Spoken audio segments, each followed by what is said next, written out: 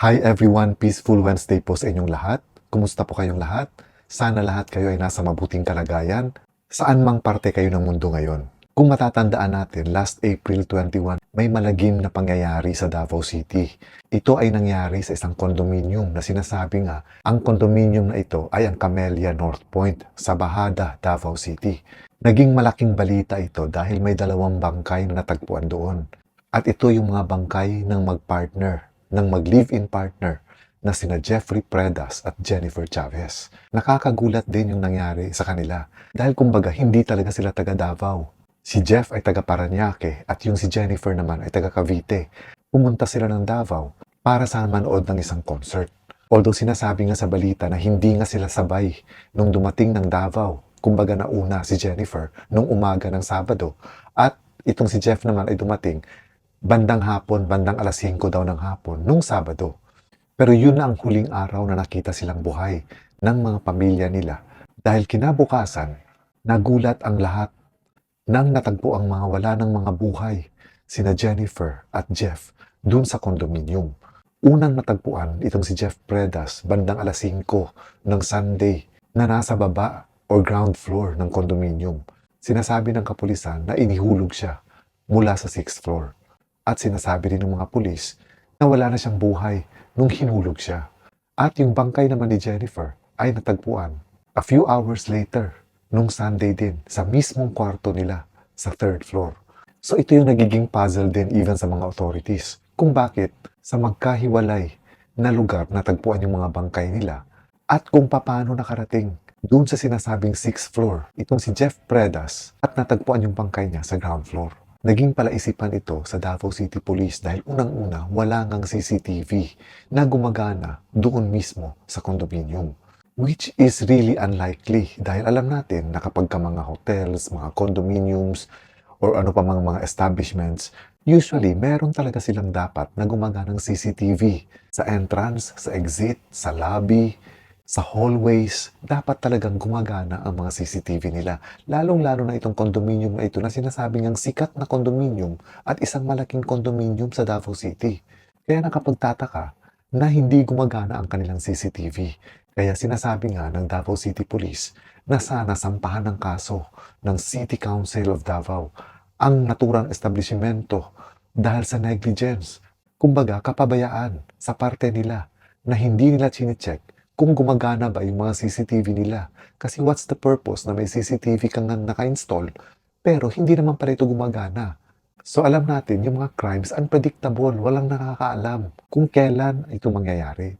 So katulad na nangyayari dito sa magkasintahan, wala tuloy ngayon ni katiting na ebidensya ang mga pulis dahil walang CCTV gumagana nung mga araw na yon. So walang nakita kung sino yung lumabas, pumasok doon sa condominium, sino yung dumaan sa hallway sa 3rd floor, at iba pang mga dapat sana ay magagamit na ebidensya dito sa krimen na ito. Kaso wala. So dapat lang din siguro talaga na sana nga kasuhan itong condominium na ito dahil sa kapabayaan. So dahil nahirap ang Davao City Police sa pangangalap ng mga ebidensya at para na rin magkaroon sila ng clue kung sino ang maaring gumawa ng mga krimen na ito. Hanggang ngayon tuloy, na halos mag-iisang buwan na, hindi pa umuusad yung kaso. Dahil unang-una nga, wala silang mga tao na pwedeng sampahan ng kaso. Kumbaga wala silang nakikita pa sa ngayon na mga third parties na maaaring involved dun sa krimen. Kahapon, lumabas sa balita na may initial result na yung ginawang forensic examination sa mga blood samples na nakuha, particularly dun sa 6th floor, dun sa elevator, at dun sa kutsilyong ginamit sa krimen.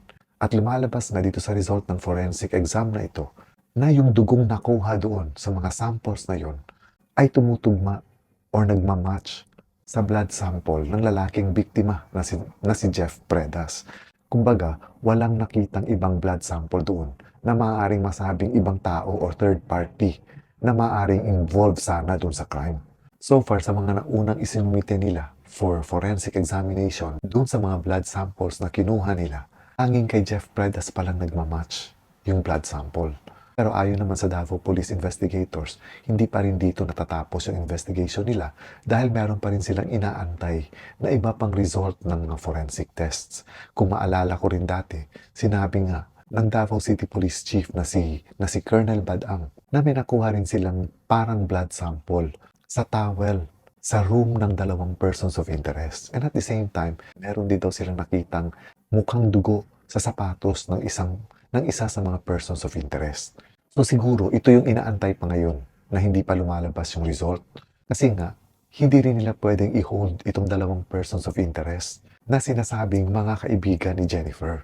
Yung isang person of interest na sinasabing si alias Clark, siyang nag-book nung room ng magkasintahan.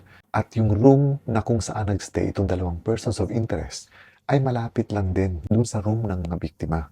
Sinasabi nga ng mga taga-Sultan Kudarat itong dalawang persons of interest. Pero dahil wala pang sapat na ebidensya na makapagtuturo kung involved nga sila dito sa nangyaring krimen, hindi sila pwedeng basta-basta na lang nasampahan ng kaso. Kung kaya, after ng kanilang initial interrogation, nirelease sila ng Davao City Police. Dahil bawal din sa batas natin na i-hold sila ng walang sapat na dahilan or walang ebidensya na maaaring magli-link sa kanila dito sa krimen. Well, alam din natin na tama rin itong ginagawa ng Davao City Police na naniniguro sila bago sila magsampa ng kaso. Kumbaga, hindi sila padalos-dalos na basta-basta na lang kahit hindi pa ganun katibay yung mga ebidensya nila ay magsasampa sila ng kaso. Unfair din yon sa mga sasampahan nila ng kaso. Pero ang akin lang dito, sana magawa nila ito ng mas malalim at mas mabilis na investigation. Kasi kumbaga, habang tumatagal, yung mga gumawa ng krimen, maaaring nakatakas na.